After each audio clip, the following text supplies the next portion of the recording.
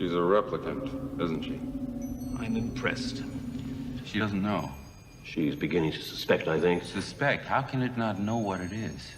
Commerce is our goal here at Tyrell. More human than human is our motto. Rachel is an experiment, nothing more.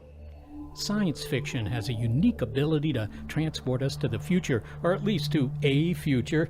That film clip you heard, based on a novel by Philip K. Dick, transported us to the year 2019, which was almost 40 years into the future when the film came out. Can you identify it? Well, we'll name it, and other film clips that pop up in the show at the end of the program. So sharpen your pencils and keep a list. Now back to time travel. Until we figure out how to keep open wormholes as shortcuts through the space-time continuum or build a time machine in the basement, our imagination is our only transport to the future. And it's a good thing that it has lots of fuel. I'm Seth Shostak. I'm Molly Bentley. Welcome to Big Picture Science, produced at the SETI Institute, where researchers investigate the nature and origin of life. On Big Picture Science, we step back to get the wide-angle view on science and technology. And in this episode, we step back by taking a leap forward with the insightful possibilities provided by science fiction.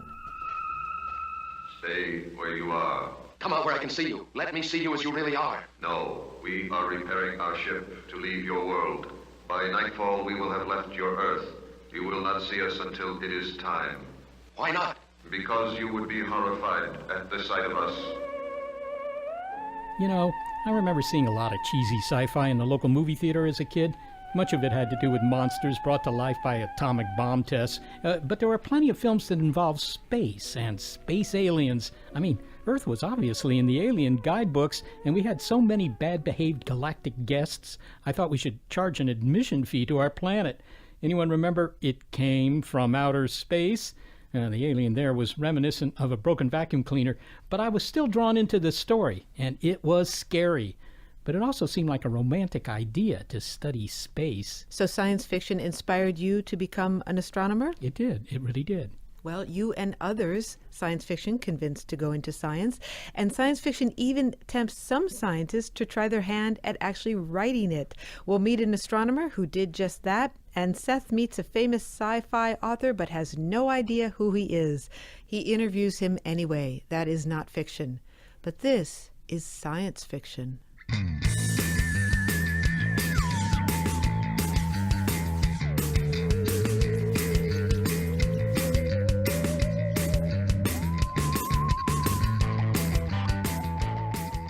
Okay, it's not a secret that scientific explication can sometimes be dry. Allow me to read to you from this random journal on my desk.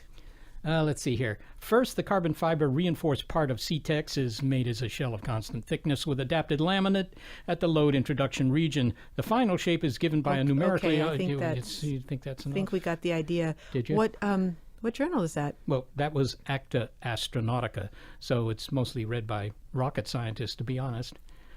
But even scientists recognize that, while such an article might be technically informative, it's not exactly scintillating, set the house on fire reading material. In fact, I fell asleep just a little while you were reading that. You missed the best part. Well, that is a fact of science is among the reasons that Ed Finn founded the Center for Science and the Imagination at Arizona State University. His goal, develop areas where science and the humanities can intersect. Luckily, there's one intersection that has been bustling with activity for more than 100 years. We know now that in the early years of the 20th century, this world was being watched closely by intelligences greater than man's, and yet as mortal as his own. The social value, the utility of science fiction as a way of thinking about the world is that it allows us to project into a world that could exist, and it poses the thought experiment, well, is this the world we want to live in? And here's the thing about science fiction. Not many academic disciplines have their own literary genres. In that way, science fiction is sui generis. I mean, we're not saying that other intersections between an academic discipline and literature couldn't possibly work. It's great to see everyone here at the Sci-Fi Semantic Fiction Book Group. Our novel this month is That Does Not Deconstruct, a thrilling gothic tale about a world where the written word cannot be broken down into progressively smaller parts. I know, it gives you the chills, right? And it's way better than the film. I mean, just between you and me, Leonardo DiCaprio was not convincing as Syntax. Science fiction as a genre is an especially happy marriage between precise and logical thinking and imaginative high-wire action. Yet, why would the two come together at all? Why should there even be such a thing as science fiction? It's kind of remarkable how old science fiction is and yet how new it feels to us. It's a genre that's been around, depending on how you count, for centuries or even longer. Some people argue that Mary Shelley wrote the first modern science fiction novel with Frankenstein in 1818. But there's something about science and technology today that seems to continually pull us into this imaginative space where we are looking ahead and we're looking around the corners, as it were, of things that actually exist now and try to imagine what the world would be like with some new device or gadget or even an entire new universe of technological marvels. Well, is there a good definition for it? I mean, I've heard people who say that Star Wars, for example, it's not really sci-fi. It's just, kind of a very conventional good guy, bad guy story that happens to be set in space. There are a number of competing definitions of science fiction, and at the end of the day, I don't find it especially productive to worry about them. I guess there's the old you know it when you see it saw. But I think that what most people recognize is a vision of a possible world that's founded on some technical extension of things that exist now. So one of the ways that people draw the distinction between science fiction and, say, a genre like fantasy is things that could be, which is science fiction, that's somehow plausible, an extension of the things that we know about the world, versus things that we wish could be or that we think ought to be. And so we imagine fantastic worlds where, for example, there are really clear distinctions between good and evil, and magic exists in a world as a way to equalize injustice. Now, there are lots of fantasy novels that don't follow that morality rule, but that still involve a certain kind of wish fulfillment that I think is different from the wish fulfillment that science fiction involves, which is not just that it might happen in some alternate reality, but that it could happen in ours, that there's some pathway from the world we're in now to this prospective future. That sort of leads me to ask about something that I've heard in the past, that for science fiction, the hero is the idea. It's not the lead character, it's the idea. Is there any truth to that? I think for a lot of science fiction, that's absolutely true. I think humanity is also always the hero. We're inevitably drawn to the characters in these stories, but there's another great line that science fiction is the last great literature of ideas. And I love that the New Yorker called Kim Stanley Robinson our greatest political writer. And I think it's interesting that a publication like the New Yorker that doesn't typically spend a lot of time thinking about science fiction would make that designation, because they do spend a lot of time thinking about politics. So science fiction is like this incredibly cheap laboratory, and it's powered not just by the author or the person creating the story, it's also powered by the audience, by the reader. And if you think about the way that literature works, 95% of the imaginative energy involved in conjuring up one of these worlds, and say a novel by Isaac Asimov, is done by the reader. We're inventing all of these scenes. We're taking this thumbnail sketch from the piece of fiction itself and expanding it out and answering all these other questions that are only implicitly posed in the work itself.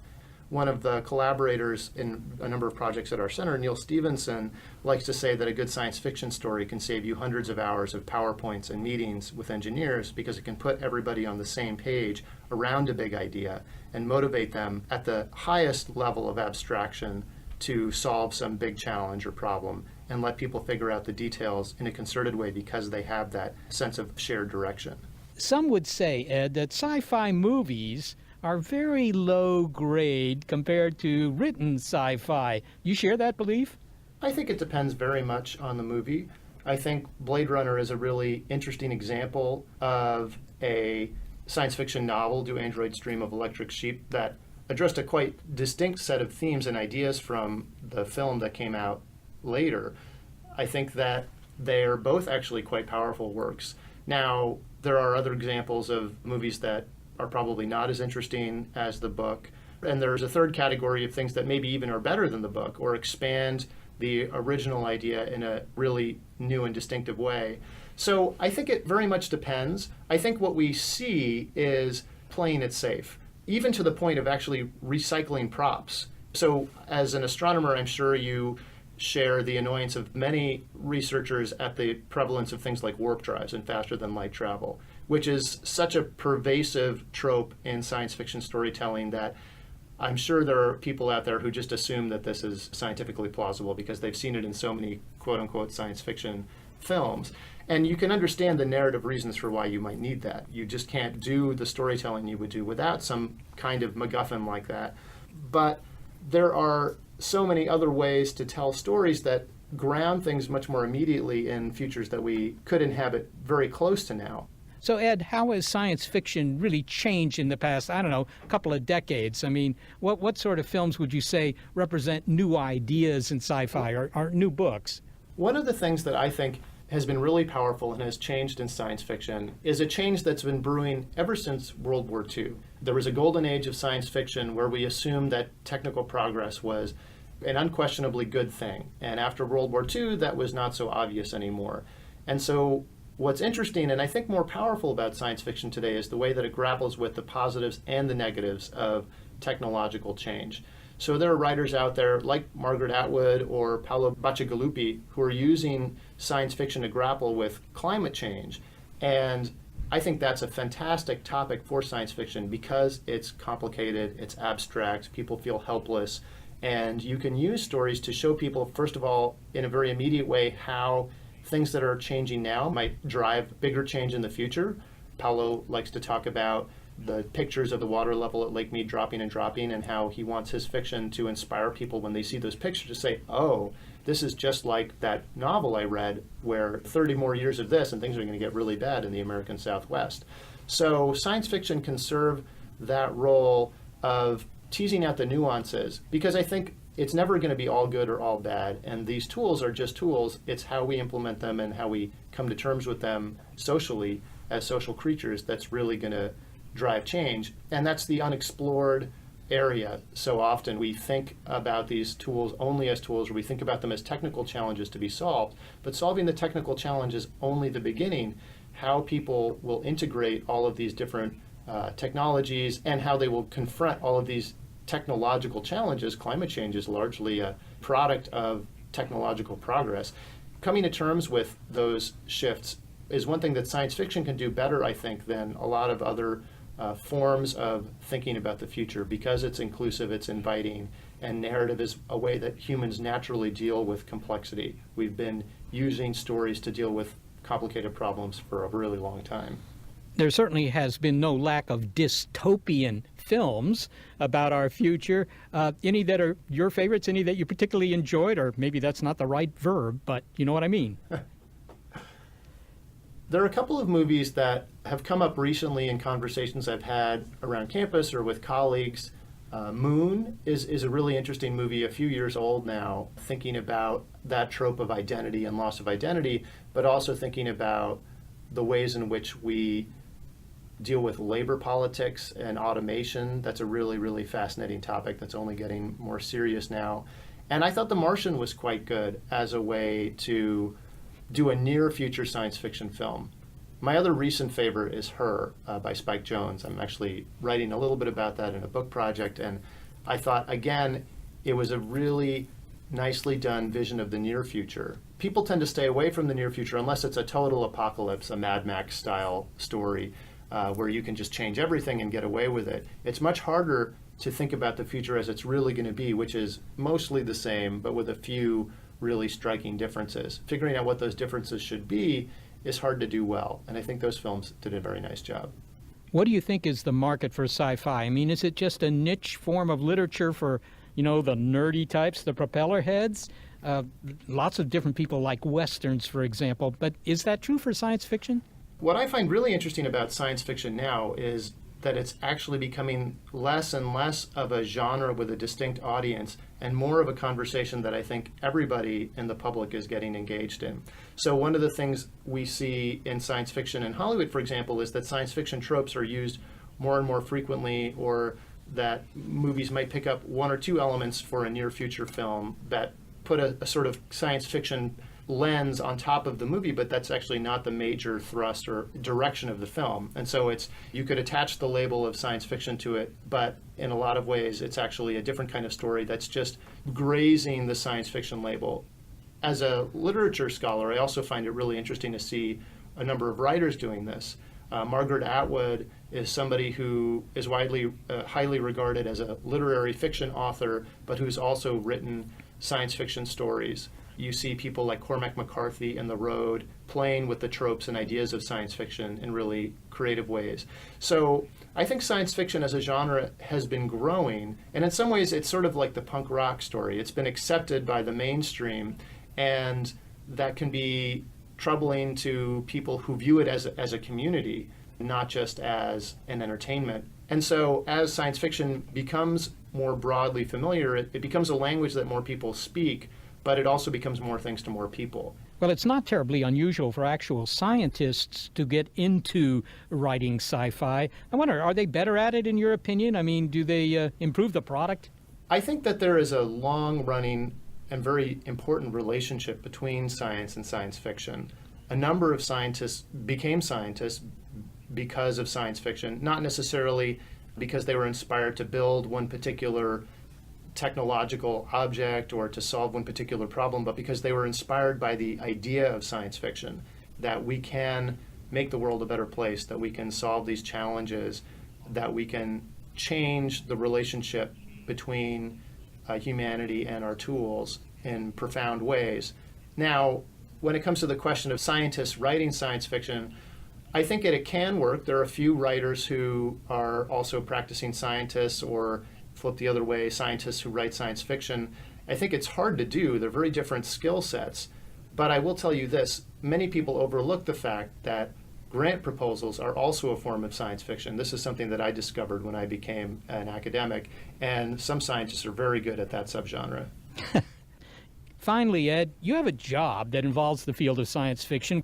Why is that? Why does a university want a specialist like you? I see my job as getting people to think more creatively and ambitiously about the future. Science fiction is a really powerful way to do that because it takes that fuzzy, abstract notion of the future and makes it concrete and immediate, and allows us, maybe forces us to ask that question that we don't ask often enough. What is the world going to be like 20 years from now? What is the world going to be like for my children and for their children? And that is a really important question that I think we should all be asking more. Ed Finn, thanks so very much for being with us today. Thank you, Seth. Ed Finn is the director of the Center for Science and the Imagination at Arizona State University. I'm about to leave for the Schiaparelli crater, where I'm going to commandeer the Ares 4 lander. Nobody explicitly gave me permission to do this, and they can't until I'm on board the Ares 4. So that means I'm going to be taking a craft over in international waters without permission, which by definition makes me a pirate. Mark Watney, space pirate.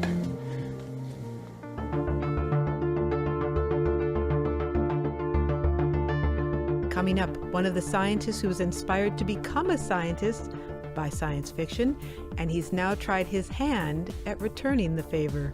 I've been a science fiction fan since I was 10 years old, and I've always had in the back of my mind some ideas that I wanted to write up. It's science fiction on Big Picture Science.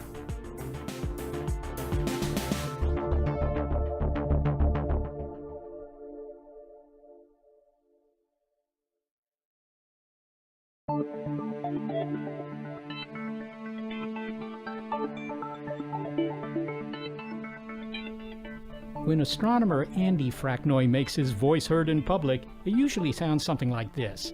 Comets are part of what's left over from the formation of our solar system. And there's actually an idea that there's a cloud of such icy pieces.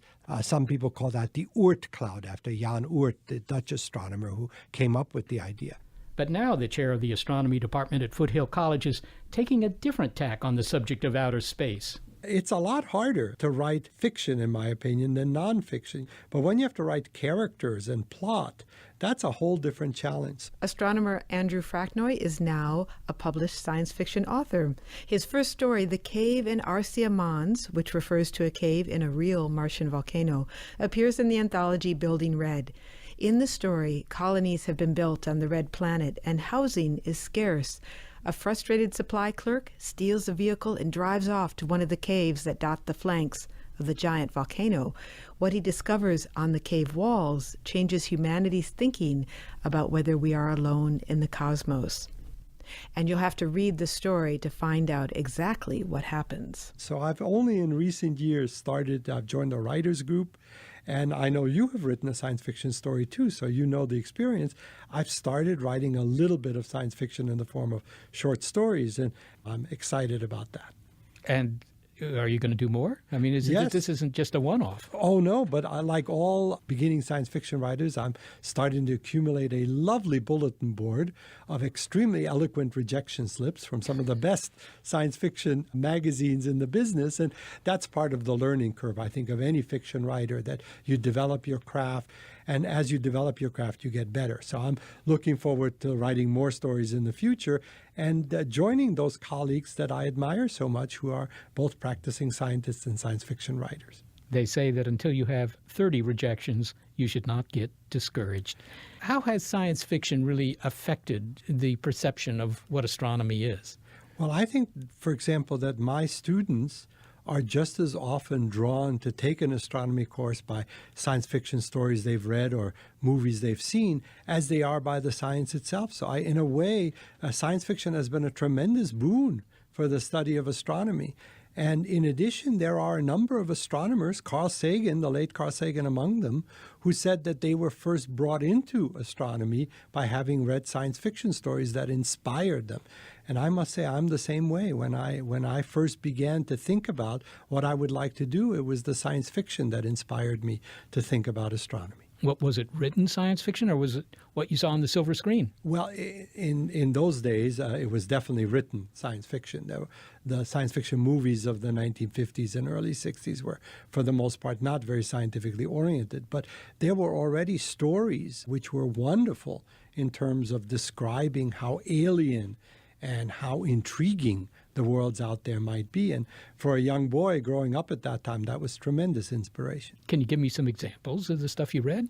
Well, when I was young, the great authors were people like Isaac Asimov, Robert Heinlein, Arthur C. Clarke, and they wrote a whole series of stories. I remember, for example, there was a novel by Isaac Asimov, who was a biochemist and knew a bit about science, about time travel, in which he posited that a great civilization would either develop time travel or space travel, but not both. And you had to trade one for the other. And the hero of this story, called The End of Eternity, eventually trades in humanity's interest in time travel for an interest and an ability to do space travel. And I was fascinated just by the idea of exchanging time for space. Now, you mentioned Isaac Asimov, and as you also said, Asimov was a scientist. He was on the faculty at Boston University in the chemistry department, I believe, and so he knew of what he spoke. I mean, he could do more than just write, clever prose. He actually knew the science. Some science fiction, even today, is written by scientists, right? Is that better science fiction? Well, it's certainly science fiction I like better. I think that it's been quite remarkable how many people with astronomy degrees are now writing science fiction. In the old days, Fred Hoyle, the British astronomer and iconoclast, was sort of our stellar example of a practicing astronomer who wrote science fiction.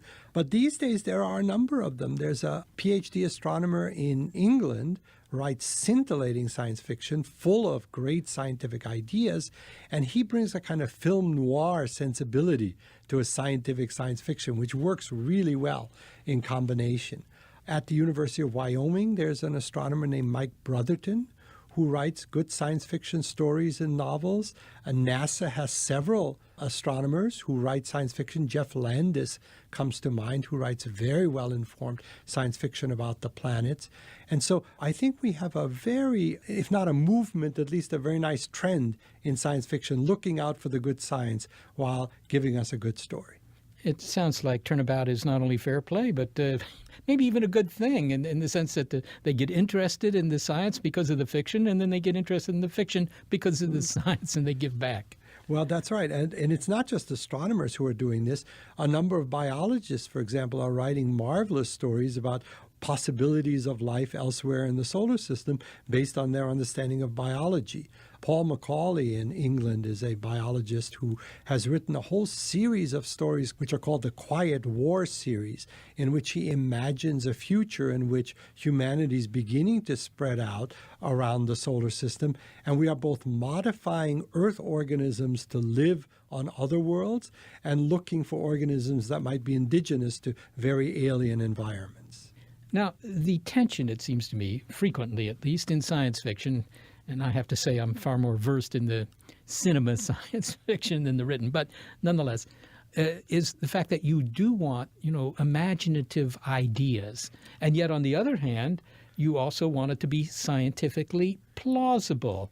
What sort of balance do you find in the written science fiction of today? Is it plausible, or is it just all fantasy? Well, this was the great challenge for a scientist writing, is that if you want to get out into the universe and not spend 80,000 years getting to the nearest star, you need to have a way of traveling fast. And for the most part, the ways that science fiction has had it have been totally from the imagination. But then something happened. You probably know this story, Seth, but Carl Sagan wrote a novel called Contact, in which he needed his protagonist, a woman scientist based on Jill Tarter, he needed her to travel to the stars in a reasonable pace. And he called up Kip Thorne, the world's expert on black holes and the consequences of black holes, and asked him to devise a subway system through the Milky Way galaxy. And Kip Thorne coughed politely and said, well, there is no subway system through the galaxy. And Carl Sagan said that was not acceptable. He needed a subway system through the galaxy. And Kip Thorne went back sort of musing with his graduate students, and one of his graduate students actually got a PhD devising the subway system that Carl Sagan wanted, using this concept of a wormhole, of a black hole connected to another twist in space and time elsewhere. And keeping such a wormhole open is an enormously complicated issue, which the specialists are still debating over.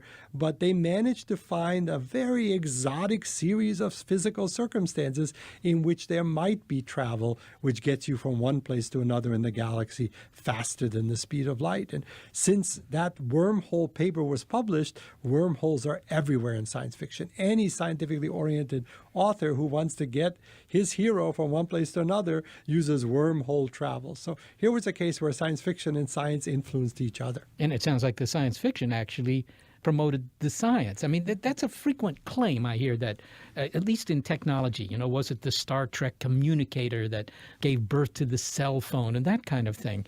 But it seems that at least in one case, it actually happened with the science. Well, I think that's right. And I think that in general, many scientists will tell you that the kinds of things they read or saw when they were kids stayed not just in their subconscious, but in their conscious, and influenced some of the directions for their research. I think there's a wonderful interplay, not just in astronomy, but particularly in biology these days, the kinds of things we can now do with organisms, the ways in which we can repair the human body that were not possible except in science fiction for such a long time. All of these are ideas that I think have been part of our culture because of science fiction.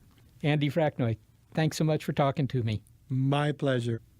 Andrew Fracknoy is the chair of the astronomy department at Foothill College. His first science fiction story, The Cave in Arcia, Mons, is in the anthology Building Red, and a link is on our website.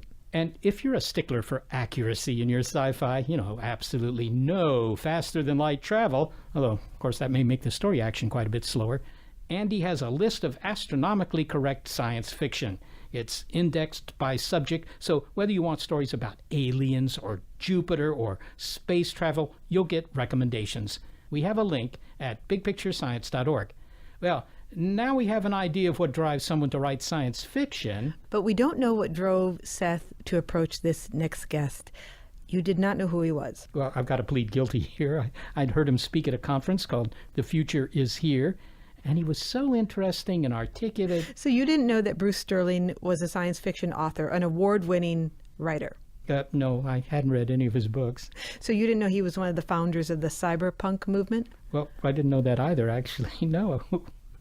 Well, like Andy Fracknoy, Bruce Sterling was drawn to science fiction at a young age, writing his first stories in 7th grade. A half-century later, he's still writing, and the motivation is not the awards, the money, or the fame. Apparently fame doesn't buy him much with Seth. He succinctly sums up his motivation for writing. There are things I'd like to get off my chest. And we know this because after his talk, you did know his name though, right, Seth? Well, yeah, fortunately he had a name badge on. Okay. Seth approached Bruce Sterling to find out just what Mr. Sterling wants to get off his chest by writing science fiction. I think they're best classified as visions. I mean, they tend to come in complicated clumps. I mean, you know, I rarely write a story that doesn't have two ideas that kind of cross at an angle and provoke some kind of situation. And that seems to be just the way my own brain works. I mean, sometimes I wake up in the morning with one of these things in my head and need to just shape it up and get rid of it, or I can't make room for the next one. Are your stories, you know, optimistic views of what we might eventually do or discover, or more dystopian? It seems that there might be a little more drama in writing about, you know, nasty things. Well, I think tragedy is a higher artistic form than comedy, but I tend to write black humor. I mean, this is kind of my stock and trade. I do stuff which is kind of quirky, where things are like horribly liberating, or, you know, ecstasy and dread is a very common combo. You know, it's just like, it's fantastic, oh my God, was the sensibility that I'm looking for. Well, give me an example of a dark story that you've written. Well, I just wrote a story for Technology Review because I was the editor of their science fiction magazine this year. It's called 12 Tomorrows.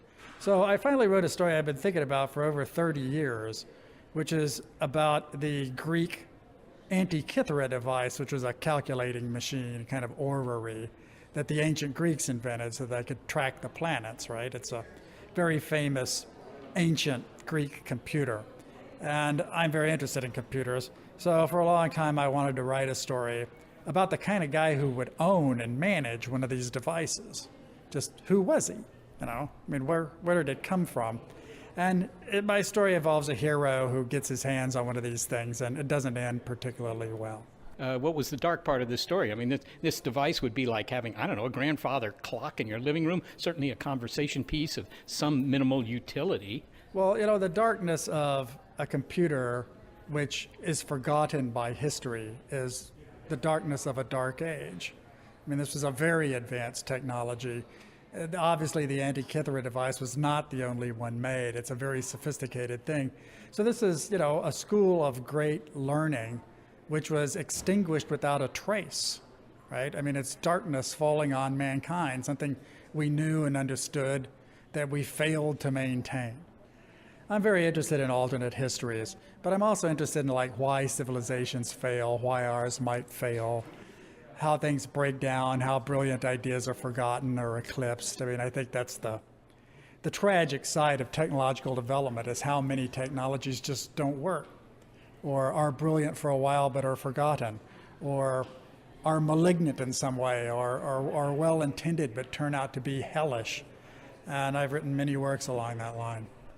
Well, finally, Bruce, you know, it's often said that there's science fiction and there's science fiction. I mean, there's written science fiction, which is able to address fairly intellectual topics, treat them in a subtle way that cinema science fiction cannot. Do you go to the movies to watch sci-fi, or is that all just junk?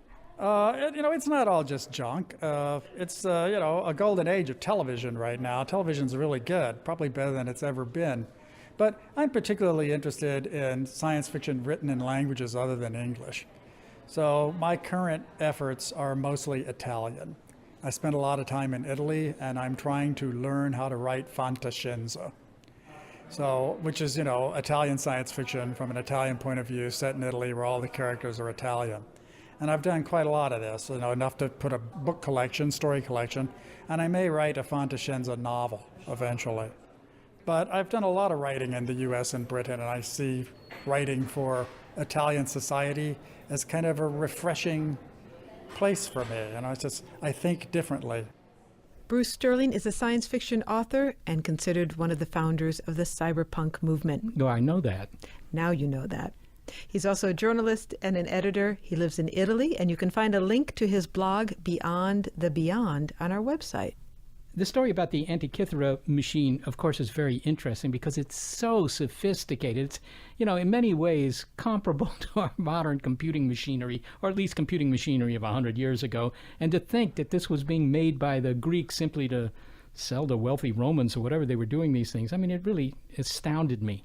How was the technology lost? Well, that's a good question. I've asked classicists about that. And, of course, the collapse of the Roman Empire certainly played a factor there because, a lot of this knowledge went away and many of the libraries burned. Everybody knows that. So I suppose it was just the, onset of the Dark Ages, really. But then it was found again in the sea somewhere, this machine? Yes, the Antikythera Machine is actually named after the island nearby where it was found at some depth. It was brought up from the sea and it was badly corroded, but they were able to make these 3D x-rays of the thing and figure out what all the gears and wheels did. And, it would kind of predict eclipses, and it also kept track of the Olympics, as I recall. You recall those Olympics? I participated in those Olympics. I am a machine vastly superior to humans. I created you, remember? Yes, what I am began in man's mind, but I have progressed further than man. If you obey me, you will survive.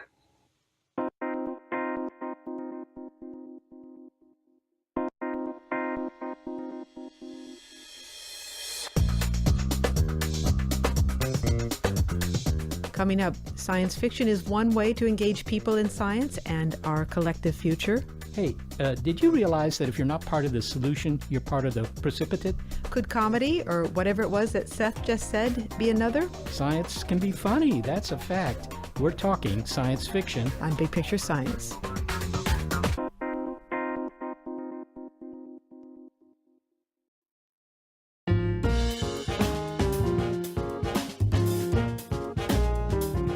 As we heard, science fiction author and my new BFF, Bruce Sterling, is not without opinions about his genre, or at least how he approaches it. He said that he prefers that his writing have some dark humor, but not too much. Well, I think tragedy is a higher artistic form than comedy. This gentleman might not agree. My name is Bryan Mallow, and I'm a science comedian. Hey, did you hear the one about the atoms that meet on the street? The first atom says, "I've lost an electron." And the other atom says, "Are you sure?" And the first atom says, "I'm positive." Well, if you find that joke humorous, then you are the dream audience for Bryan Mallow. And according to Ed Finn, Bryan's treatment of science has something in common with the writings of H.G. Wells, Ursula K. Le Guin, and the films of Ridley Scott. I think that science comedy actually does have some relationship to science fiction. It's all about opening up a space to imagination. It's finding an open space where people can get invited to think about things in a more playful and inviting way. Bryan Mallow does science comedy, but that's his nightclub gig.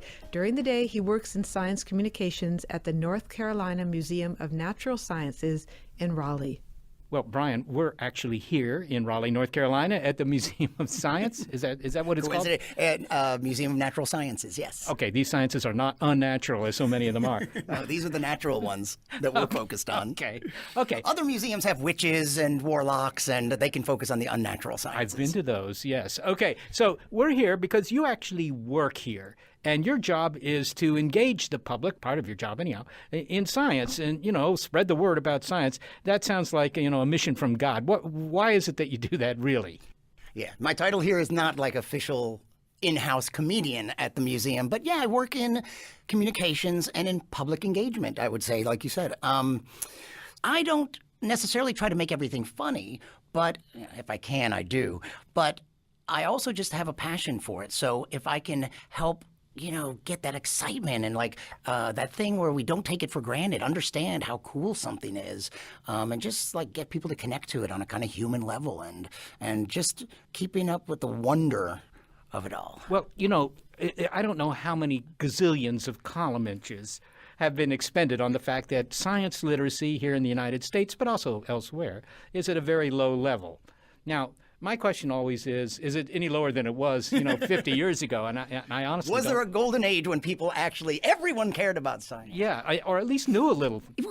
Sometimes I think, what was it like about 100 years ago in the very early 1900s when the newspaper headlines would be about Thomas Edison or Nikola Tesla, or back in England another 100 years ago where we didn't have all the mass media, we didn't have nearly as much media. So a big science demonstration by Michael Faraday would draw a huge crowd.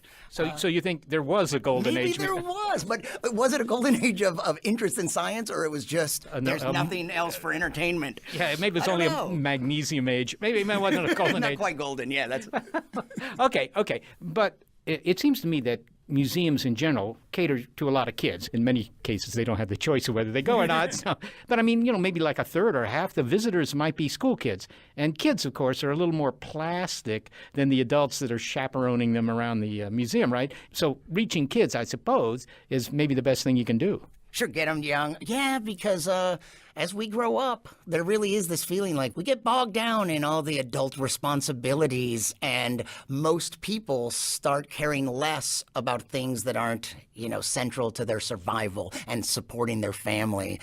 So whatever it is, like for a lot of people, that sense of wonder that is absolutely part of childhood, we do lose it. We go, oh, I don't know, people stop caring about it. Except for scientists. Scientists keep getting deeper and deeper into it. And that's, what, I love these kinds of occupations. One thing I love about science, and, it would apply to comedians too, and kinds of artists, is that we don't, for the most part, have our eye on a goal. Age 65, I'm retiring. I'm going to retire by 60.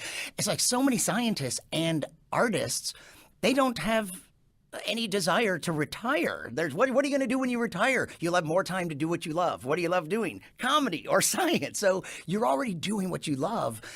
So I think that's a really special thing about scientists, is that they really, it's not just that their career is dedicated to some interesting questions, answering questions like a detective.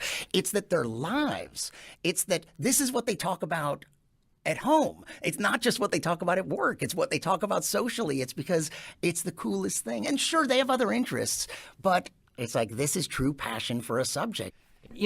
Since you are a science comedian, I mean, that you've been that for a while, and you've practiced that not just here in North Carolina, but in San Francisco. You were in L.A. for a while.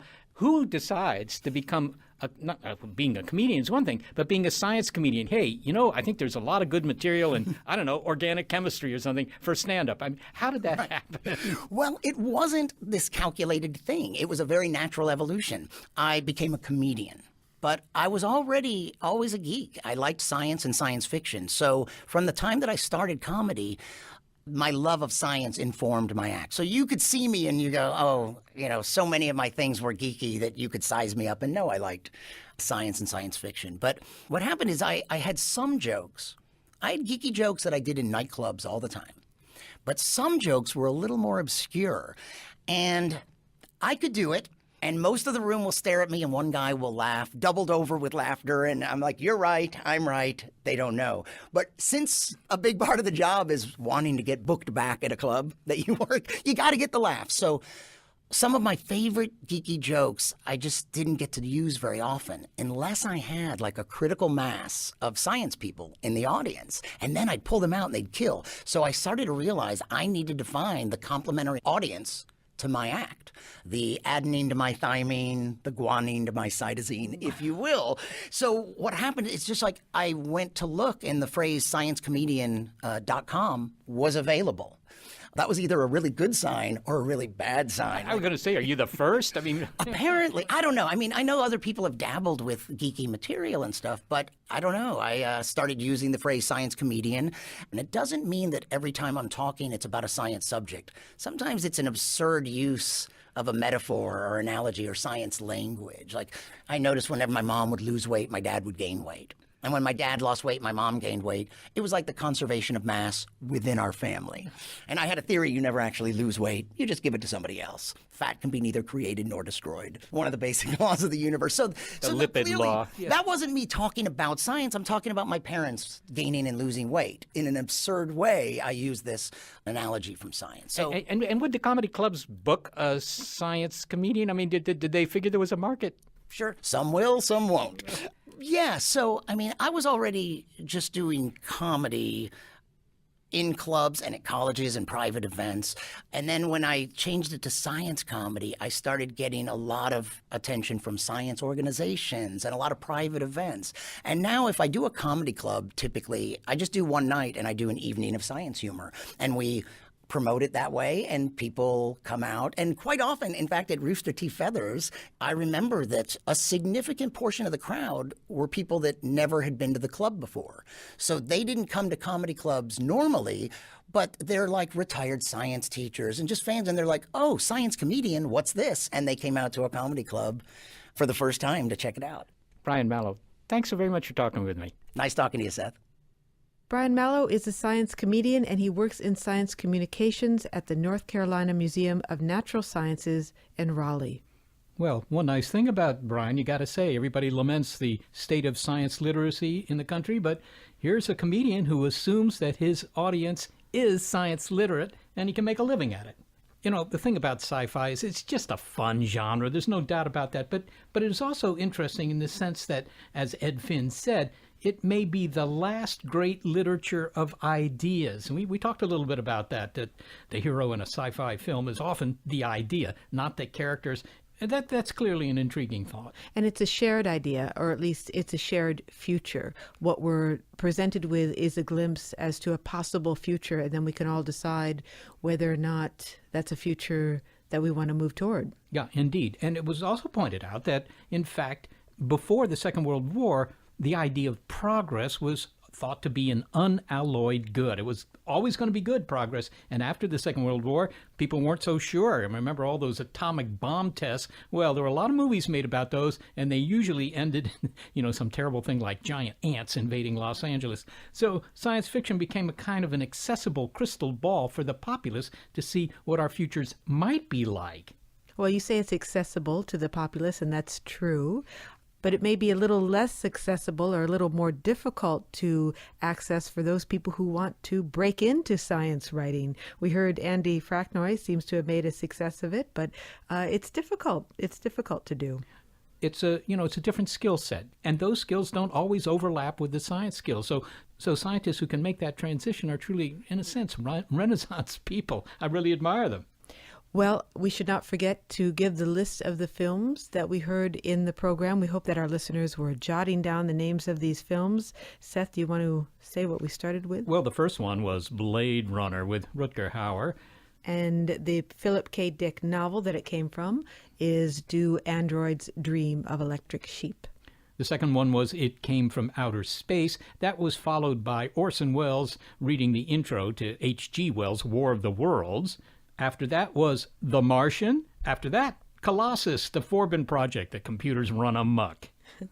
And I understand we have one more clip that you'd like to play. Indeed, one more. This is a real classic. It's The Day the Earth Stood Still. I'm going to tell you right now. But at the end of the film, Michael Rennie comes out and he lectures the people gathered in front of the White House about how they better behave.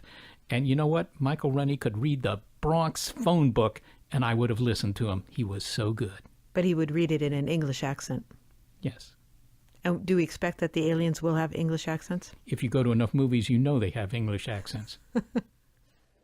Your choice is simple. Join us and live in peace, or pursue your present course and face obliteration.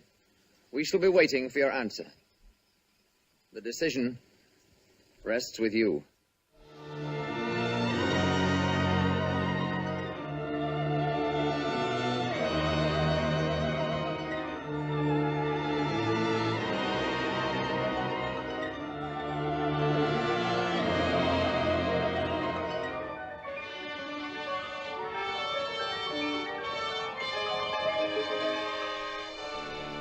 Thanks to the folks whose talents are not fictional, Gary Niederhoff and Barbara Vance, and the voice work of Emma Bentley.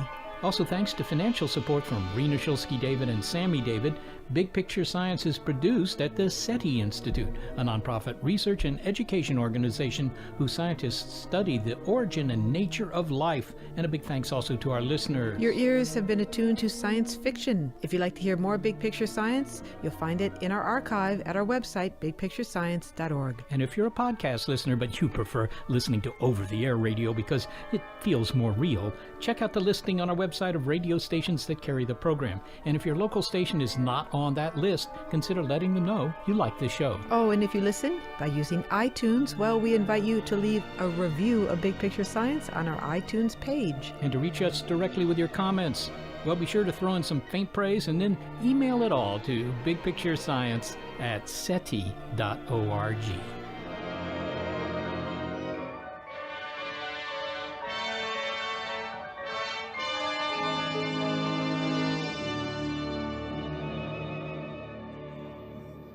Anyone else have thoughts? Well, yes, I have thoughts. Every sentient being does. No, about our novel. That does not deconstruct? I took the semantic interpretation of your query to be literal. I have thoughts about the novel, but first I'd like to unpack the epistemology of the word thought. No doubt about it. Semantic fiction is a runaway success.